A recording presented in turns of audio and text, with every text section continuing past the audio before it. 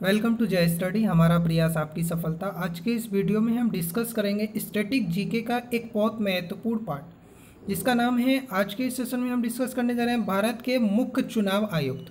भारत के मुख्य चुनाव आयुक्त से संबंधित पहले जानकारी डिस्कस करेंगे, क्या क्या आर्टिकल यूज़ होते हैं, क्या क्या उनके कार्यभार होते हैं, और साथ में जब से हमारा देश आज़ाद हुआ है तब से लेकर वर्तमान तक कौन कौन मुख्य चुनाव आयुक्त के पद पर तैनात हुए और कौन इस समय वर्तमान में कार्यरत है।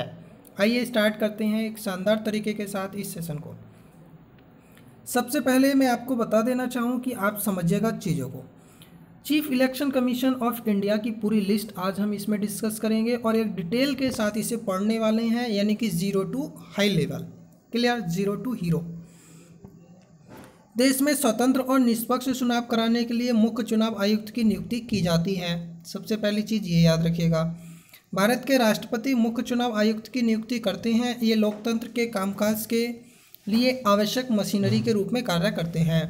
नेक्स्ट हमारे साथ जो बनते हैं वो चीज़ मैं आपको बता रहा हूँ, इसे भी समझिएगा। वो क्या है कि 25 जनवरी 1950 से ये एक स्वतंत्र संवैधानिक अधिकार रहा है। भारत में स्वतंत्र एवं निष्पक्ष रूप से राष्ट्र और राज्य के चुनाव करवाने के लिए जिम्मेदार होता है। कौन होता है? भारत के मुख्य चुनाव आयुक्त, यानी कि chief election commission of India. चुनाव की प्रक्रिया को देखने के लिए चुनाव आयोग के प्रमुख के अलावा 2 चुनाव आयुक्त भी होते हैं। क्लियर? एक तो प्रमुख होते हैं और 2 चुनाव आयुक्त भी नियुक्त किए जाते हैं। अब बात कर लेते हैं कुछ जानकारी और। देखिएगा, भारत के मुख्य चुनाव आयुक्त की भूमिका मौजूदा समय में श्री सुनील अरोड़ा जी हैं, श्री सुनील अरोड़ा, और मुख्य चुनाव आयुक्त वर्तमान में ये हैं। नेक्स्ट बनता है कि मुख्य चुनाव आयुक्त स्वतंत्र और निष्पक्ष रूप से चुनाव के संचालन के लिए जिम्मेदार होते हैं, जैसे to parliament, clear, state legislature, clear. Next आता है office of the president and vice president.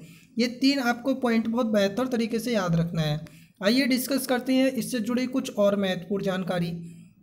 वो ये रही आपकी, आयोग का मुख्यालय नई दिल्ली में है, यानी कि इसका जो मुख्यालय स्थित है वो कहाँ स्थित है? तो नई दिल्ली में स्थित है, यानी कि दिल्ली। इसके 350 सदस्य हैं और वेश पर एक सचिवालय भी है। ये सदस्य छोटे राज्य के आकार के आधार पर अलग अलग संख्या में लोकतंत्र के इंजनों को निष्पक्ष और सुचारू रूप से चलाने के लिए पूर्ण कार्यिक आधार पर काम करते हैं।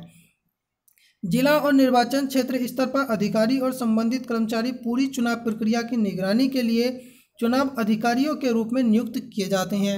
सिविल प्रशासन चुनाव आयोग द्वारा निर्धारित नियमों के अनुसार चल रही प्रक्रिया की जिम्मेदारी लेता है।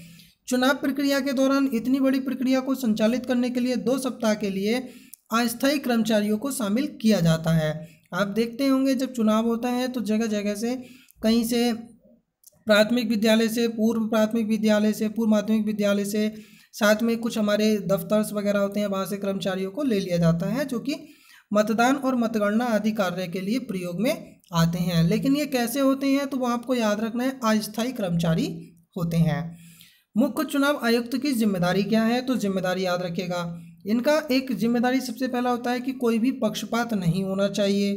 दूसरी चीज़ इनके पास होती है कि पारदर्शिता की कमी नहीं होनी चाहिए। तीसरी, फेयरनेस होनी चाहिए। चौथी, हेरफेर और पक्षपात करने की अनुमति ना दें। किसी भी प्रकार से कोई किसी के साथ हेरफेर या पक्षपात नहीं किया जा सकता। ये जिम्मेदारी किसकी होती है? भारत के मुख्य चुनाव आयुक्त की होती है। आइए डिस्कस करते हैं और कुछ जुड़ी जानकारी, समझिएगा और सुनिएगा। मुख्य भारत के जो सर्वोच्च न्यायालय के न्यायाधीश हैं के बराबर वेतन और सुविधाएं दी जाती हैं, यानी कि जो भारत के मुख्य चुनाव आयुक्त हैं उसे सर्वोच्च न्यायालय का जो न्यायाधीश होता है उसके बराबर वेतन मिलता है और सुविधाएं भी मिलती हैं। एक मैं आपको होमवर्क का क्वेश्चन दे रहा हूं कि सर्वोच्च न्यायालय के न्यायाधीश का वेतन कितना होता है, वो आप कमेंट बॉक्स में कमेंट करके बताएंगे। क्लियर? आगे चलते हैं। राष्ट्रपति चुनाव आयोग के प्रमुख की मदद करने के लिए अतिरिक्त चुनाव आयुक्तों की नियुक्ति कर सकता है। उन्हें भी यही सुविधाएं दी जाती हैं जिनका कार्य 543 सदस्यीय संसदीय निर्वाचन क्षेत्र में होने वाले चुनावों को देखरेख करना होगा। उसे यह भी जांचना होगा कि निर्वाचन क्षेत्र तैयार है या फिर नहीं है। अब कुछ बात करते हैं। वर्तमान में तो 36 इकाइयाँ हैं। ये 29 राज्य, तो थोड़ा सा डेटा आपका हो सकता है, आप इसे करंट से चेक कर लीजिएगा। क्योंकि वर्तमान में 28 राज्य की काउंटिंग हो रही है। सो आई होप कि यह चीज़ क्लियर होगी। 31 विधानसभा, 9,27,553 मतदान केंद्र। तो ये आंकड़े थोड़े से परिवर्तन हो सकते हैं, तो डू नॉट वरी, इससे परेशान ना हो। 7 केंद्र शासित प्रदेश, 2 विधानसभाएं, ये चीज़ें भी आप थोड़ा सा रिवाइज कीजिएगा, और ये आप कॉन्स्टिट्यूशन के पार्ट में मैं आपको बेहतर तरीके से और डिस्कस कर दूंगा। 4,120 निर्वाचन क्षेत्र, 1,646 राजनीतिक दल। सो आई होप कि ये चीज़ें बहुत बेहतर तरीके से क्लियर होंगी। कहीं भी अगर कुछ एरर है, कहीं कोई परिवर्तन करना है, तो वो आप कमेंट बॉक्स में कमेंट अवश्य कीजिएगा। और सुनिएगा, बहुपक्षीय प्रणाली और 1.3 बिलियन से अधिक की आबादी के बीच चुनाव को सुचारू रूप से आयोजित कराना एक सबसे बड़ी चुनौती होती है। और ये चुनौती किसके पास होती है? भारत के मुख्य चुनाव आयुक्त के पास। अब हम कुछ और चीज़ें डिटेल में डिस्कस करेंगे। चुनाव आयोग जो होता है वो संसदीय निर्वाचन क्षेत्रों की सीमाओं की समीक्षा करता है। इन सीमाओं को हर 10 साल की सहमति के बाद फिर से रीएडजस्ट किया जाता है। अब बात करते हैं कि मुख्य चुनाव आयुक्त के कर्तव्य। तो कर्तव्य होता है कि वोट देने का हकदार कौन है, ये तय करता है। उम्मीदवारों के नामांकन की निगरानी करता है। राजनीतिक दलों को पंजीकृत करता है। चुनाव प्रचार मॉनिटर करता है। उम्मीदवारों द्वारा वित्त पोषण और एक्सपोनेंशियल की जांच करता है। क्वेश्चंस ऐसे पूछा जाता है कि निम्न में से कौन सा कार्य नहीं किया जा सकता, तो इसलिए प्रत्येक पॉइंट को याद रखना है। मीडिया द्वारा चुनाव के कवरेज की सुविधा, मतदान केंद्रों का निर्धारण और चुनाव का आयोजन, मतों की गिनती में जांच और परिणामों की घोषणा, ये सभी किसके अंतर्गत आते हैं? भारत के मुख्य चुनाव आयुक्त के तहत ही आते हैं। ये उसके कर्तव्य हैं। अब सुनिएगा, नए मतदाताओं को जोड़े जाने के साथ मतदाता सूची को अपडेट किया जाना। चुनाव आयोग के पास इसके लिए उचित प्रशासनिक मशीनरी होती हैं। एक प्रिपरेशन, दूसरा मेंटेनेंस और तीसरा होता है रिवीजन। सो आई होप कि एक चीज़ें क्लियर होंगी। चुनाव आयोग ने स्वचालित रोल प्राप्त करने पर ध्यान दिया है ताकि बेहतर एक्यूरेसी और स्पीड के साथ अपडेट रखना आसान हो। चुनाव का आयोजन चुनाव आयोग द्वारा निर्धारित तारीख पर किया जाता है। चुनाव आयोजन की तैयारी की पूरी जिम्मेदारी चुनाव आयोग की ही होती है। चुनाव आयोग असाधारण परिस्थितियों यानी कि एक्स्ट्रा ऑर्डिनरी सर्कमटेंसेस में चुनाव टाल भी सकता है आवश्यकता पड़ने पर। सो आई होप कि यहाँ तक की सभी चीज़ें आपको बेहतर तरीके से क्लियर हो गई होंगी। कहीं भी किसी भी शब्द में कोई भी प्रॉब्लम होती है, कमेंट बॉक्स में अपनी प्रतिक्रिया अवश्य दें। अब बात कर लेते हैं एक पूरी लिस्ट। ये पूरी लिस्ट है जब से हमारा देश आज़ाद हुआ, जब से ये कार्यकाल स्टार्ट हुए थे, तब से लेके अब तक यानी कि वर्तमान तक की स्थिति। सबसे पहले भारत के मुख्य चुनाव आयुक्त 21 मार्च 1950 से 19 दिसंबर 1958 तक रहे थे सुकुमार सेन। क्लियर। दूसरे रहे थे के सुंदरम 20 दिसंबर 1958 से 30 सितंबर 1967 तक। नेक्स्ट हमारा नाम बना था SP सेन वर्मा जी 1 अक्टूबर 1967 से 30 सितंबर 1972 तक। फिर थे डॉक्टर नागेंद्र सिंह 1 अक्टूबर 1972 से 6 फरवरी 1973। फिर था T स्वामीनाथन 7 फरवरी 1973 से 17 जून 1977। नेक्स्ट हमारे साथ नाम जुड़ा था SL सकधर 18 जून 1977 से 17 जून 1982।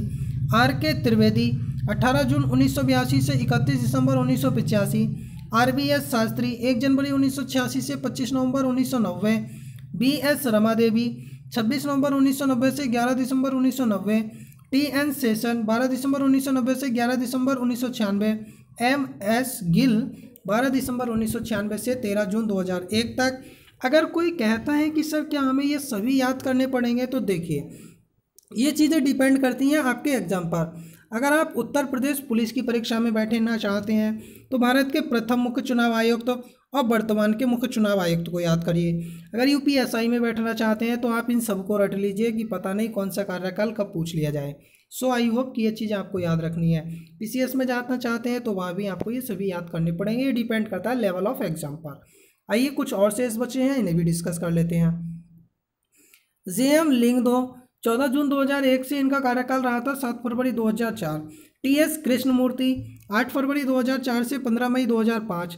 BB टंडन 16 मई 2005 से 28 जून 2006। N गोपाल स्वामी 29 जून 2006 से 20 अप्रैल 2009। नवीन चावला रहे थे आपके 21 अप्रैल 2009 से 29 जुलाई 2010। शहाबुद्दीन याकूब कुरैशी नाम बहुत महत्वपूर्ण है, 30 जुलाई 2010 से 10 जून 2012। बी एस संपत काफ़ी चर्चाओं में रहे थे, 11 जून 2012 से 15 जनवरी 2015।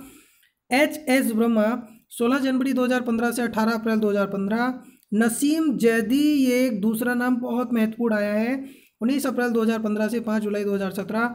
अचल कुमार ज्योति 6 जुलाई 2017 से 22 जनवरी 2018। और ओम प्रकाश रावत आपको याद होने चाहिए, चाहे आप किसी भी एग्जाम्स की तैयारी कर रहे हैं। और सुनील अरोड़ा जी का नाम भी आपको याद रहना चाहिए। सुनील अरोड़ा जी से पहले कौन रहे थे? तो ओम प्रकाश रावत जी थे, जो कि 23 जनवरी 2018 से 1 दिसंबर 2018 तक कार्यकाल इनका रहा था। उसके बाद सुनील अरोड़ा जी नियुक्त कर दिए गए हैं और 2 दिसंबर 2018 से अक्टूबर 2021 तक का इनका कार्यकाल तय है, लेकिन जरूरी नहीं है कि अक्टूबर 2021 तक पूर्ण करेंगे। पता नहीं कब कौन सी घटना घट जाए, तो इसलिए उसके लिए हम कुछ नहीं कह सकते। लेकिन हाँ, अधिकतम इनका कार्यकाल जो तय किया गया है वो अक्टूबर 2021 तक तय किया गया है। और अब आप ये चीज़ याद रखिएगा कि वर्तमान में कौन है, तो सुनील अरोड़ा जी हैं। सो आई होप कि यहाँ तक का सेशन बेहतर तरीके से आपको समझ में आ गया होगा। डिटेल भी डिस्कस किया है। थोड़ा सा कन्फ्यूजन आपको अगर वहाँ रखते हैं तो आप ज़रूर बताइएगा वीडियो में कमेंट बॉक्स में। और कोई कन्फ्यूजन नहीं है तो सो आई होप आप वीडियो के नीचे यस लिख दीजिएगा और ऑल करेक्ट लिख दीजिएगा। क्लियर?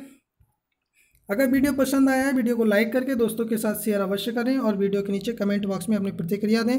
नेक्स्ट वीडियो में एक बार फिर से जुड़ेंगे। Thank you for watching this video.